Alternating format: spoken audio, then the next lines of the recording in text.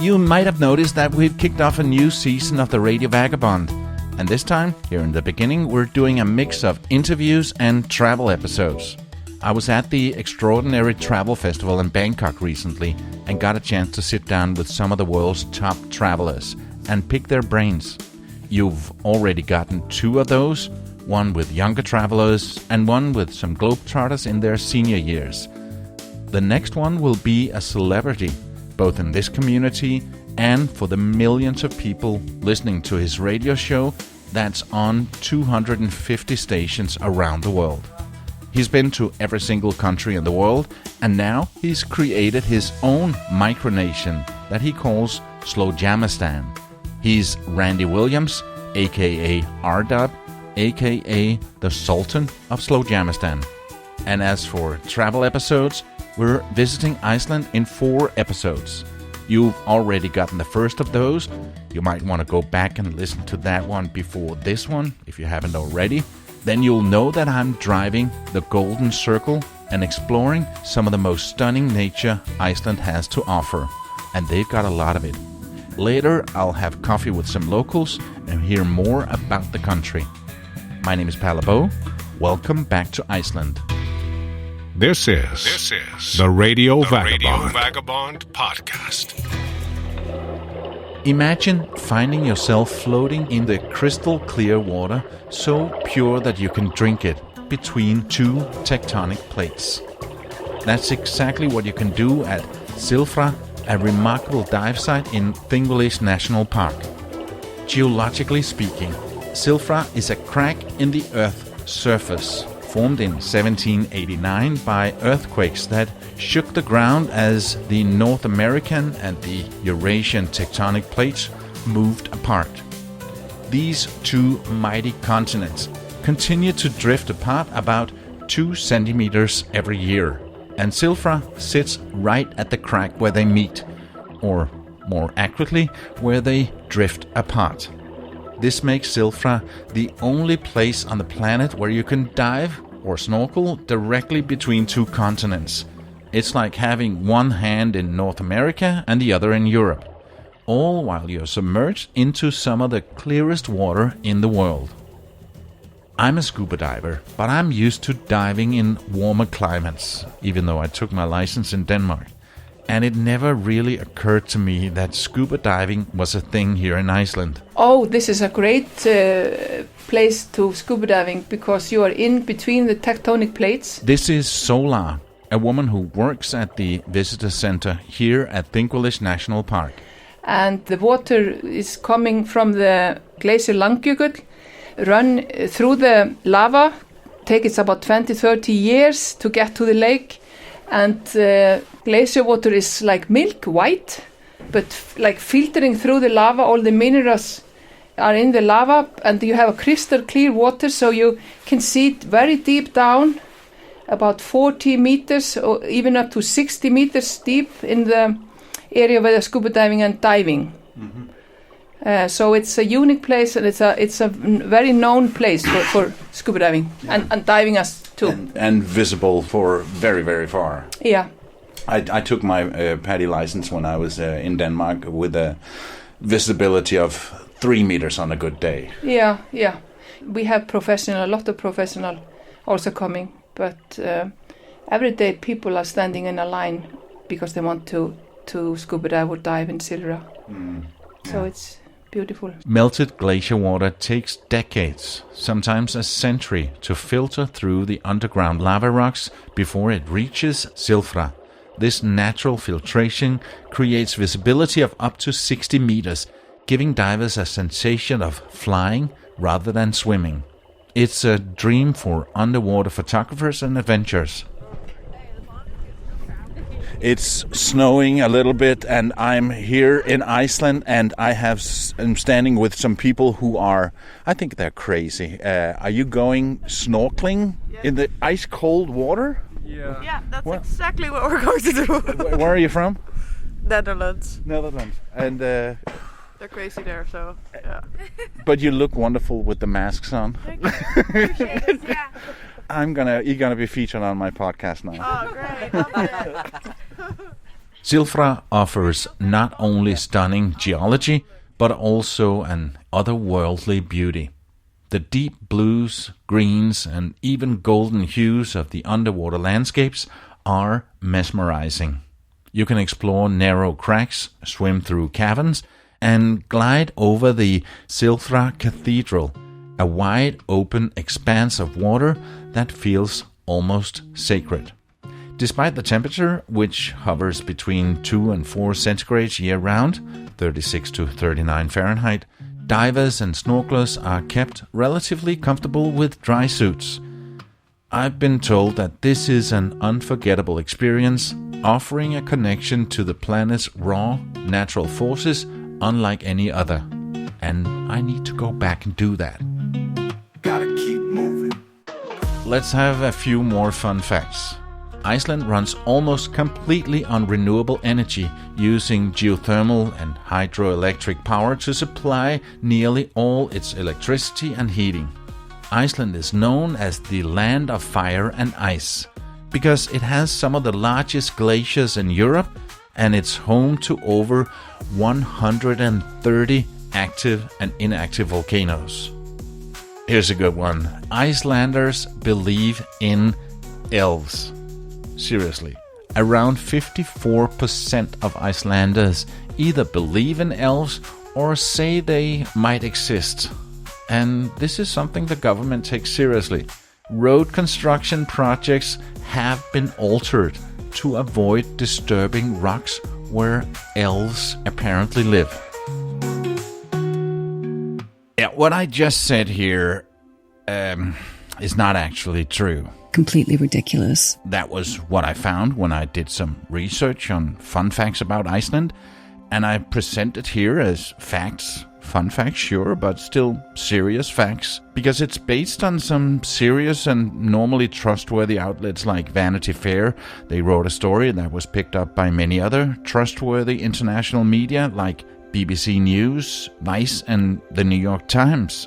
But I guess it's just a good example of how a funny story can spread like wildfire through media channels, even when the underlying facts are a little bit more nuanced. The truth about Icelandic folklore and belief are a lot more complex. According to Icelandic author Alda Sigmundsdóttir, who wrote the book The Little Book of the Hidden People, 20 Stories of Elves from Icelandic Folklore, this is not true. Here she is from the audiobook explaining what happened with the road construction. What happened was that an archaeological survey was done to make sure that there were no important relics or ruins on the site that might be destroyed during the construction. Also, there was mapping done to see if the site had been mentioned in any old Icelandic folk stories. Stories that might or might not have involved elves. But to say that the construction was paused because elves lived on the site is completely ridiculous. Alda is an Icelandic author, journalist, and translator known for her fascinating insights into Icelandic culture, history, and society. She's the voice behind the popular Little Book series, where she unpacks Icelandic quirks, language, and even the hidden people. Yeah, elves. There may be people in Iceland who still believe in elves. However, those folks are the exception rather than the rule. Personally, I do not know anyone who believes in elves, and, in contrast to what is presented in the international media, we Icelanders do not go around talking to elves all day long, or refuse to build anything unless we've talked to them first. So the reality is that while Icelandic culture does have a rich folklore history that includes stories about the hidden people and elves, the often quoted 54% statistic appears to be at least 54% fake news. Most Icelanders treat these stories more as cultural heritage rather than literal belief. But that's just not a cool story, is it?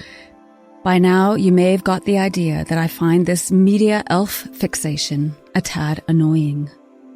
And you would be right. I became aware of Alda and her books at the shop at the visitor center at Thingvillage. Standing in the shop, flipping through some of her books, I thought she sounded super knowledgeable and interesting, so I reached out to her for an interview. And she agreed, so later in this episode, you'll get to meet her. Coming up later in this episode. I tend to get really annoyed about how Icelanders' elf beliefs are portrayed in the foreign media, for example, because, you know, somehow they picked it up and ran with this thing that we're all really kooky and that we all, you know, love elves and we don't do anything unless we speak to the elves first. And, you know, I wrote a whole book about this. It's a pet peeve of mine. Next up on my road trip, a bit further east on the circle route, is Geyser Geothermal Area, where you can watch a geyser put on its show every 5 minutes, shooting boiling water high into the sky. When the program continues, we'll be right back. This episode is brought to you in part by Hotels25.com. Ever book a trip and then, like 2 days later, you see a way better deal? Yeah. Hotels25.com. Instead of us going to all those different sites, it pulls everything together. But okay, the really cool part, it's not just hotels. They now do flights too. And honestly, it gives you more control. You're making a more informed decision. Exactly. Hotels25.com. Make sure you're getting the best deal. I can see many new listeners coming in and joining the family, so I thought I'd introduce myself here. Hello, my name is Palabo. Yeah, it's a weird name, I know. That's because I'm from Denmark, and my parents chose to give me a name that nobody can say, so deal with it. I have to, on a daily basis. You see, I'm traveling the world full-time, completely without a home base. When my kids were grown up and moved out of the house, I decided to sell everything and travel just for a few years. Now it's been close to 9 years and I'm still on the move. Everywhere I go, I bring my microphones and record a bunch of stuff, and then I put them out here on the Radio Vagabond. 2024 was a great year for me, and I was lucky enough that the podcast was shortlist nominated for 4 international awards and won one of them. I got nominated for the T-Bex Creator Award, the Nomad Mania Award, the Traverse Creator Award, and then I was awarded Travel Podcaster of the Year 2024 by a luxury magazine called Lux Life. I'm so proud of this, and I'm trying to keep the momentum going with these episodes. And even though the podcast is doing well, and I do have sponsors, this is not my full-time job. I need more listeners for that. So I hope that you can help me spread the word. I know that people say that all the time, and I also know that very few people do it. But if you like this podcast, I feel this is a small ask, and it means so much. Share it on your social media, or pick up the phone and call a friend who's also into travel. That way I could focus on putting out even more episodes. And please let me know how you're spreading the word. For right now, I still have to work. I produce podcasts for both big global brands like the Lego Group, and for smaller independent podcasters who just want to outsource the boring part, editing a podcast and making it sound great. You might hate that part, but I love it. So if you're interested in that, have a look at the website for my production company. It's called radioguru.co.uk. And now, let's get back to the show. Do you know what it's called when hot water spews high up in the air from the ground? Yeah, right, a geyser. Do you know why it's called a geyser? It's actually named after the place I'm in right now. In Iceland, a place called Geysir. And that is the original. I've been told that it rarely happens here anymore. They've got plenty of geysers throughout Iceland, but there is hot steam coming out of the ground, and maybe you can be lucky and see the geyser spewing high up in the air. Yeah, it's true what I said. The word geyser does indeed come from this place in Iceland called Geysir. And it's not just a geyser. It's the OG of all geysers, the original geyser. Let me tell you about it. Imagine this. It's the 13th century, and Icelanders are just going about their day, minding their sheep, when suddenly hot water starts shooting out of the ground like a natural fire hose. Right here, there's actually some hot water bubbling.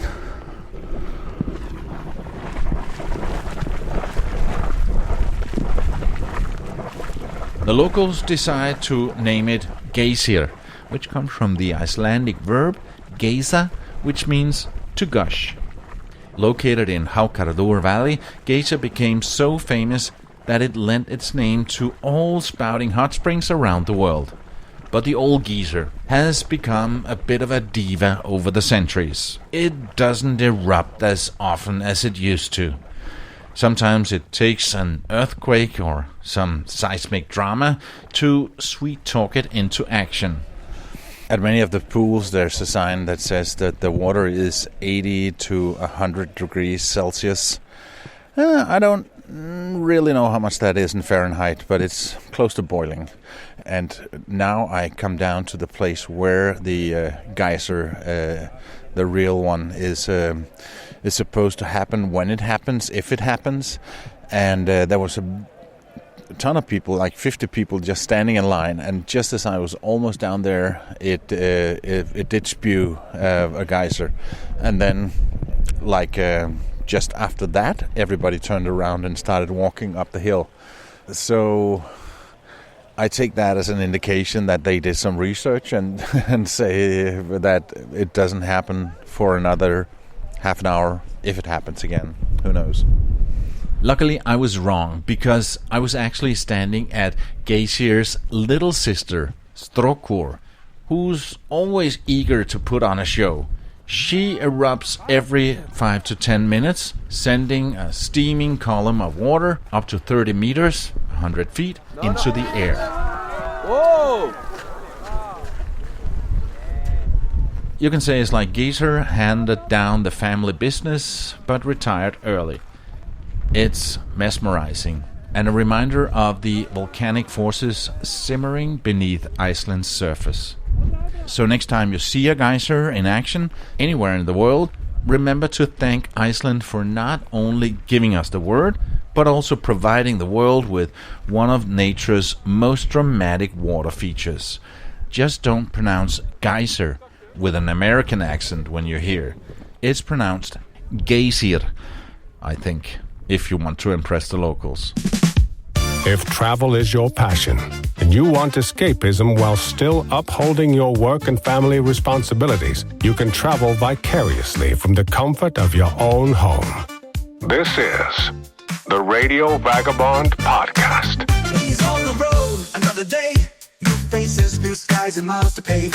Map in hand, telling the tale of distant lands and wines that sail. From the markets of Marrakesh to the streets of Dubai, never rest. Every stop, a story untold. A journey worth more than gold. As I drove further east, heading to a waterfall, my expectations were, let's say, modest. I've been lucky enough to see some of the most incredible waterfalls in the world: Niagara, Iguazu, Victoria. So, to be honest, I wasn't expecting Gullfoss to make much of an impression. I mean, another waterfall? Sure, it'll be nice, but blown away? Probably not. The Radio Vagabond, as I said, gotta keep moving. It's a 300-meter walk from the parking lot, and I was even thinking if I could be bothered with walking all that way to the lookout point, considering I've seen something bigger and probably better before. But wow, I am glad I did. Gullfoss isn't just a waterfall, it's an experience. The first thing that struck me was its sheer power.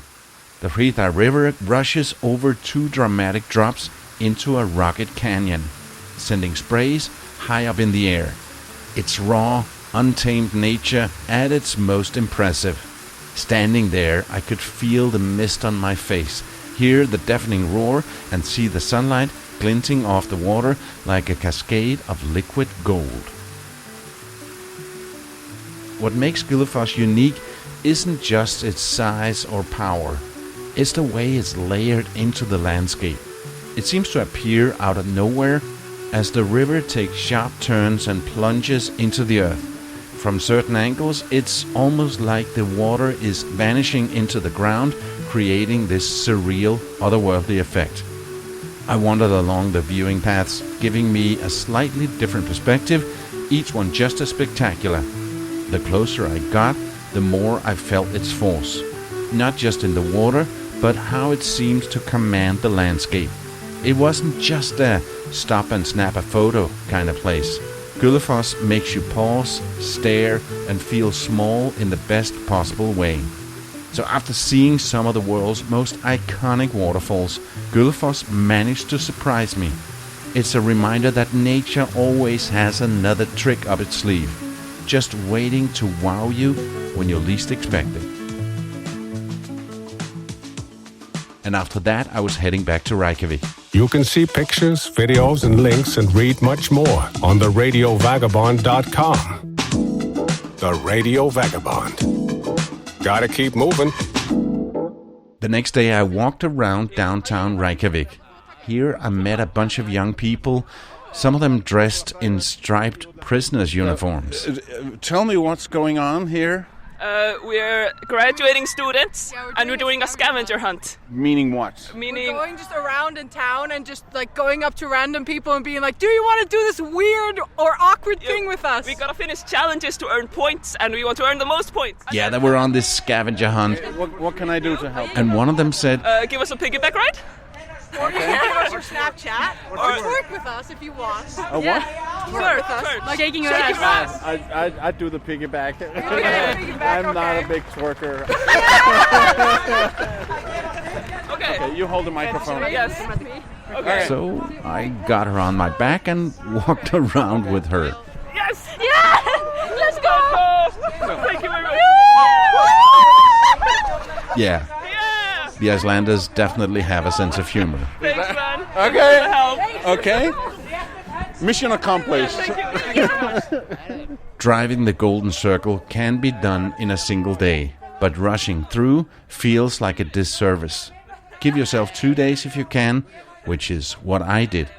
After walking around the capital, I took the southern part of the circle. That way I got to explore some extra stops like the Crater, a striking volcanic lake, and the warm waters of the Secret Lagoon, a less crowded alternative to the Blue Lagoon. With a rental car, I got the freedom to explore at my own pace, stop for photos, and even discover a hidden gem or two. Whether you're doing it on one whirlwind day or stretching it out over a relaxed weekend, the Golden Circle is an unforgettable way to experience Iceland's wonders. The Radio Vagabond Podcast. Sounds pretty good, right? That sounds great. Through mutual connections, I got to know an Icelandic family, and they invited me for coffee at their house in the outskirts of Reykjavik. They're Helga and Ásbjörn. I'm here in Iceland with Ásbjörn. I'm going to say Ásbjörn, even though you have a special way of saying it, and Helga. And you are friends of some of my friends, and when I was going here, they said, oh, you should meet these people. They are wonderful people. You have a kind of a connection to Denmark? Yes, we used to live in Denmark for 30 years ago, something like that, for 3 years. And then we moved to Iceland in 1992. And we have, of course, those good friends. Yeah. And I'd like to talk to you a little bit about this unique country, because I grew up in Denmark, and it's a small country, but Iceland is with even fewer people at least. But we are 3 times the size of Denmark. You're 3 times the size? Really? Yeah. Wow. But we are only 340,000 people living here. Yeah. 360,000. Yeah, maybe. Yeah. It is growing a little bit. It's growing, yeah. That's amazing. You must have a lot of space. You're almost as least densely populated country as was it. The most is Mongolia, and the second least densely is Namibia. Are you up there on the list? I don't know. No, I don't know. We'll do some research on that. Yeah, I did some research on that. And when I say Mongolia and Namibia are the two least densely populated countries in the world, that's true. Right. As UN nations. Australia is number 3 and Iceland comes in as number 4. Right. If we're also talking about countries that are not recognized by the UN, the number 1 spot is actually taken by their neighbor. The top 10 looks like this in a countdown style, starting with number 10. Number 10, Botswana. Number 9, Canada.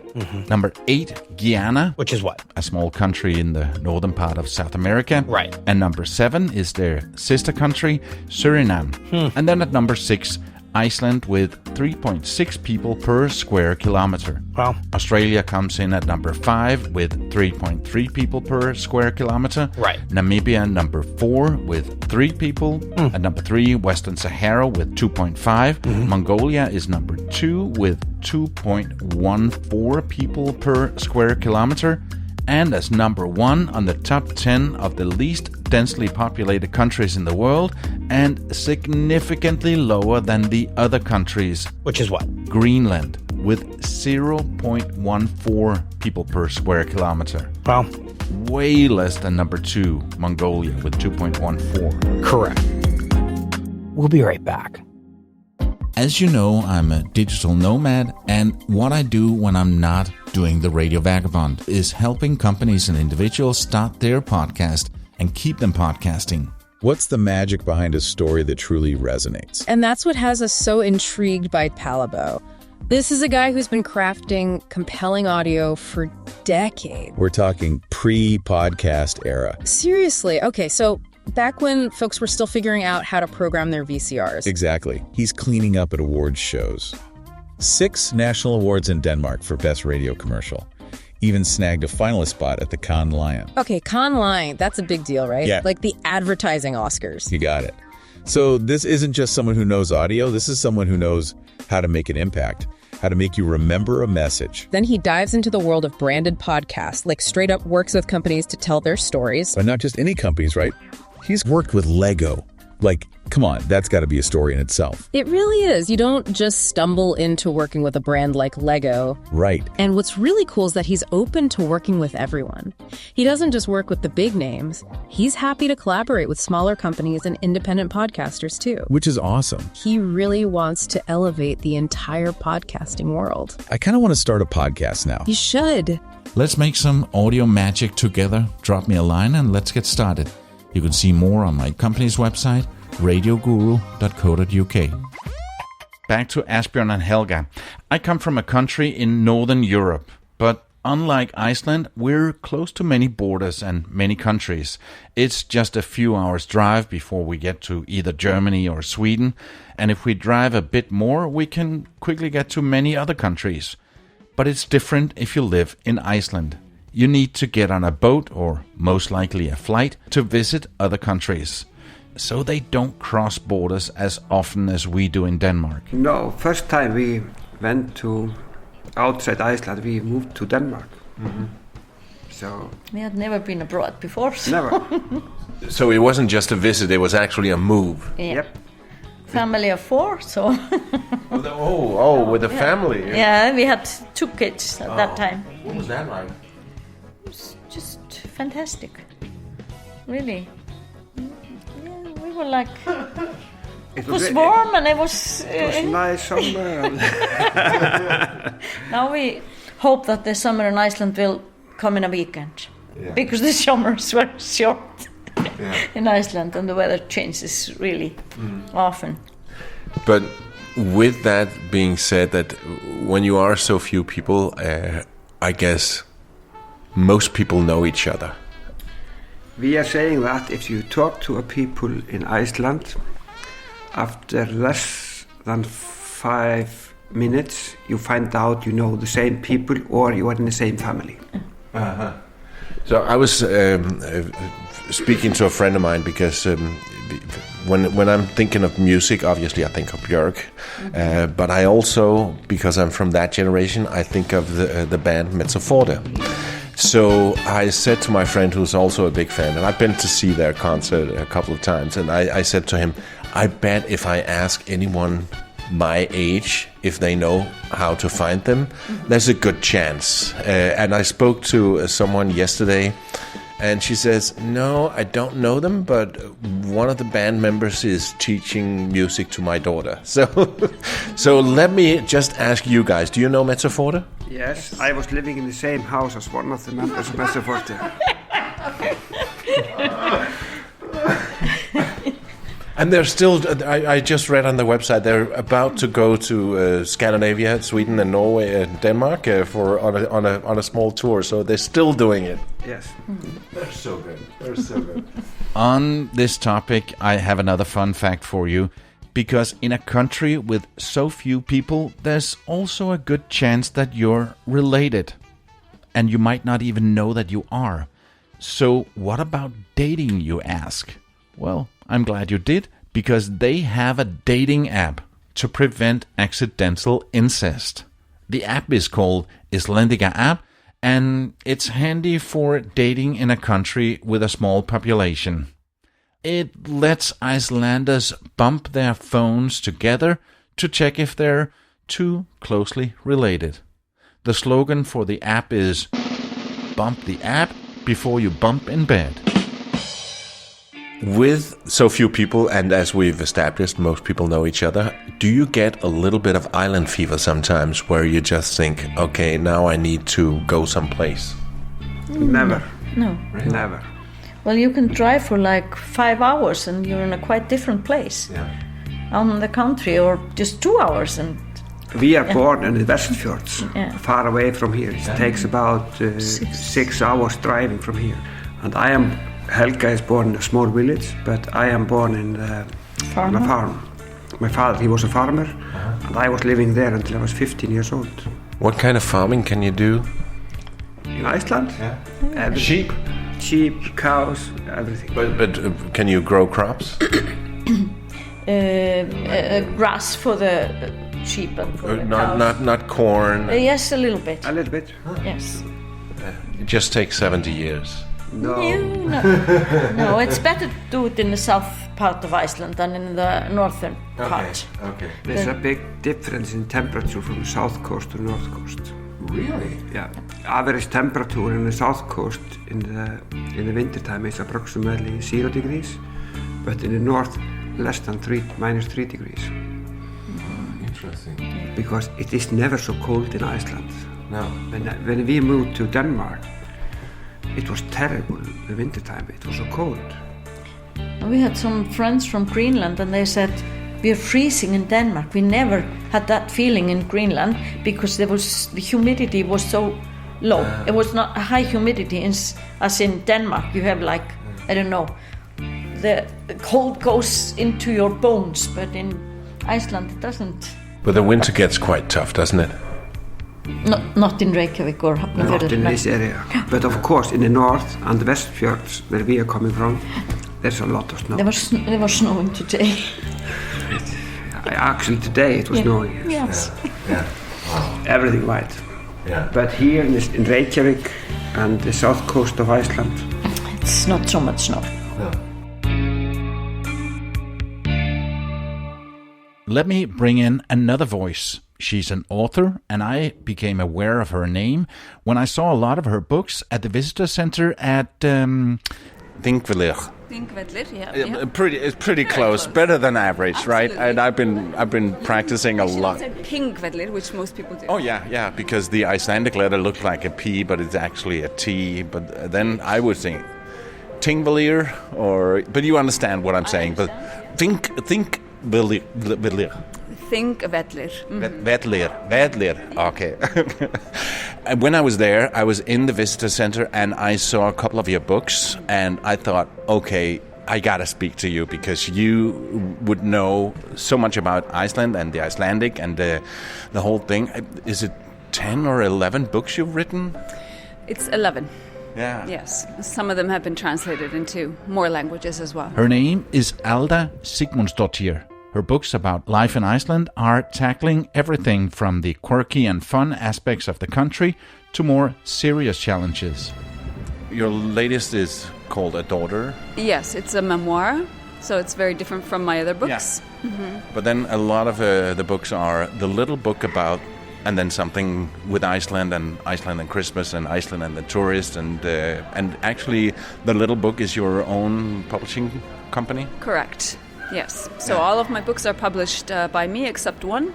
My first book was published by a traditional publisher, and we didn't see eye to eye. So I decided just to go off and do my own thing, and it just has expanded over time and does really well now. Yeah. I met Alda at the City Hall with kids playing in the background. She's born in Iceland and has an Icelandic name, but she's lived abroad for more than 25 years. Yes, that's right. So I moved abroad. I was born in Iceland. I moved away when I was 5 years old for the first time. And then it was a couple of times sort of back and forth to Iceland. And then I returned when I was 31. So it was, more than 25, 26 years. Okay. Where did you go? In Canada. So I grew up in Canada, spent some time in Cyprus as well. Oh, I just came from there. Oh, did you? Yeah. Oh, how interesting. Yeah, okay. I had the two last countries for me to visit in Europe was Cyprus and Iceland. And so it's really with Iceland, it's all the countries in Europe, but it was like a couple of weeks ago I was in Cyprus. Very interesting. Wow. Huh. Were you on the northern or the southern side? I was in the Greek part. Yeah. Yeah. So I was just a child. So this is from the age of 5 to 7. And then I moved back to Iceland at the age of 31. And as a foreigner, really? As a foreigner, yes, really. I mean, because even though I spoke Icelandic and I had an Icelandic name, Icelandic passport, so I was sort of incorporated into the fold, and I was taken in as one of the tribe, because Icelandic society is very tribal, really? Absolutely, very insular. But the thing is that there were so many unwritten rules and customs that I just wasn't aware of. So it was a bit, I ended up in some interesting situations, let's put it that way. So you basically started making notes for yourself and then, hey, let me publish this. Yeah, so, I first started working as a journalist and writing in English about Iceland, and then I started my own company. I was doing translations, a lot of translations from Icelandic to English. And then I started with a blog. So when everyone was blogging back in sort of 2002, 3, 4, everyone was starting a blog. It was the new thing, and I had a blog about living in Iceland, just basically as an Icelander. And then we had this thing called the economic meltdown, which was 2008, when the rest of the world were struggling, but for you it was literally a meltdown. Absolute devastation. So anyway, it's a big overarching subject that and maybe we should move on, because we could go down a rabbit hole of this, and I got so much more I'd like to talk to you about. You mentioned the thing about the names, and your last name is Sigmundsdóttir. Does that mean that your dad is called Sigmund? Exactly.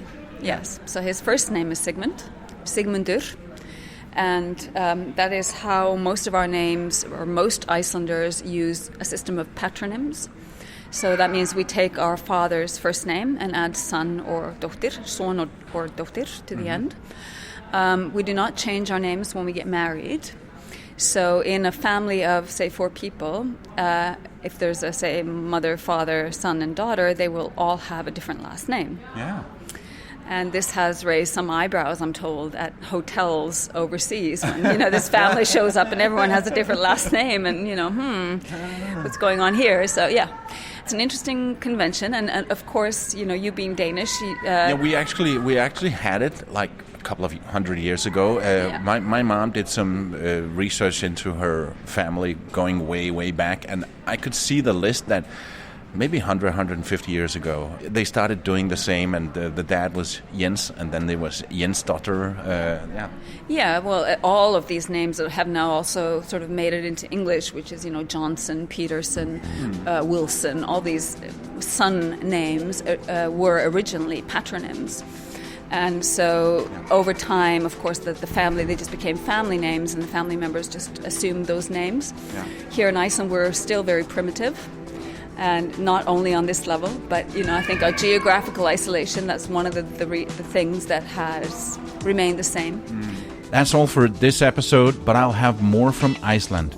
Asbjørn and Helga mentioned Westfjords, and in the next episode we'll hear much more about that unique corner of Iceland that's overlooked by most tourists. I talk with all three of them about Eurovision and football. We also talk about what Alda calls appalling driving habits, about the Icelanders' fear of commitment, them being homebodies, house-proud and great hosts, how they go all in celebrating Christmas, about when they were at the brink of national bankruptcy, a volcano ash cloud that put them on the map, over-tourism, so hit that subscribe or follow button wherever you listen. My name is Palabo, and I gotta keep moving. See ya! Radio Vagabond. Produced by RadioGuru.co.uk.